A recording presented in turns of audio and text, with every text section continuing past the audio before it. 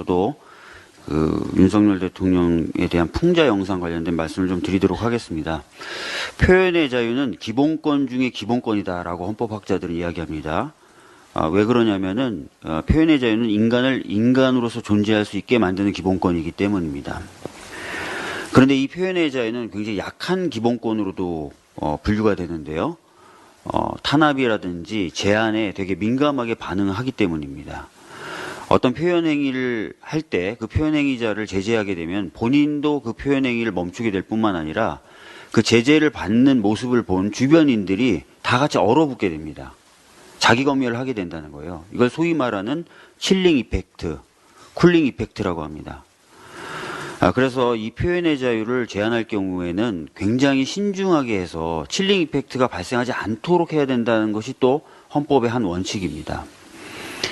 그런데 지금처럼 풍자 영상임을 명시한 영상을 올렸다는 이유로 경찰이 압수수색이 들어온다.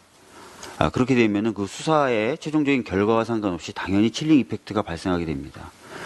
주변 분들이 풍자 영상도 이제 올리면 수사를 받을 수 있구나라고 인식하게 된다는 뜻이죠. 그래서 자제하게 된다는 말입니다. 표현의 자유가 심각하게 훼손이 될 수 있다라는 말씀을 드리겠습니다.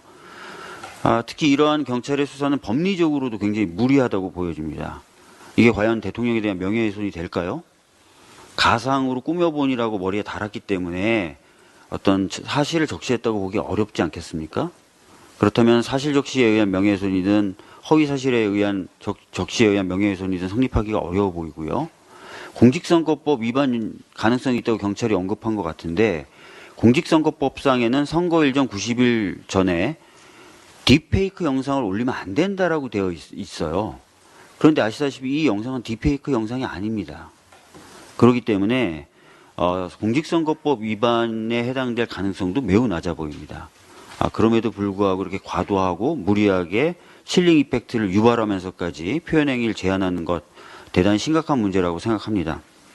표현의 자유를 지키기 위해서 시민분들이 고통을 받아야 됐던 시대가 있었습니다. 다시 그런 고난의 시대가 도래한 것 아닌가라는 걱정이 들고요. 시민분들과 함께 어깨 걸고 표현의 자유를 지킬 수 있도록 노력하겠습니다. 또 아까 원내대표님 말씀하셨는데요. 이종섭 전 국방부 장관 호주 대사로 임명이 됐어요. 이분은 수사받아야 될 사람입니다. 이미 공수처가 관련된 여러 부서를 압수수색하고 있는 상황입니다. 그런데 갑자기 이렇게 호주 대사로 임명해서 해외로 돌린다는 것 자체가 진실을 은폐하려는 의도가 있는 것 아닌가라는 의심을 가질 수밖에 없습니다. 그리고 이분이 호주 대사로서 어떤 전문성이 있어요? 혹시 기자분들 들어보신 적 있으십니까? 호주에 대해서 이분이 잘 아세요? 외교를 해보신 적 있으십니까?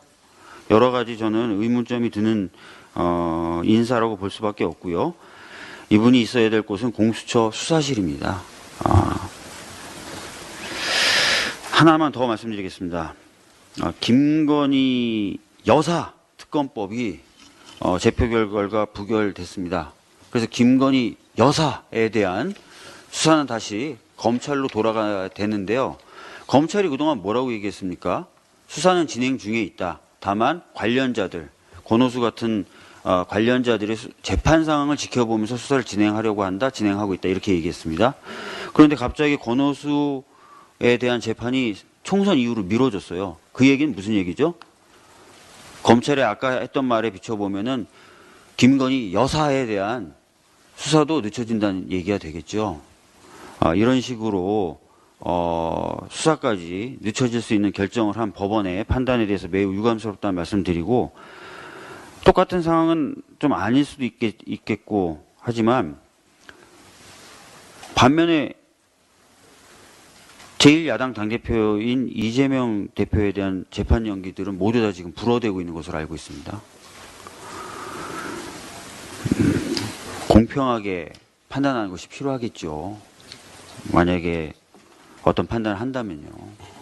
그런 말씀을 좀 드리겠습니다. 이상입니다. 이것으로 원내대책회의를 마치도록 하겠습니다. 예.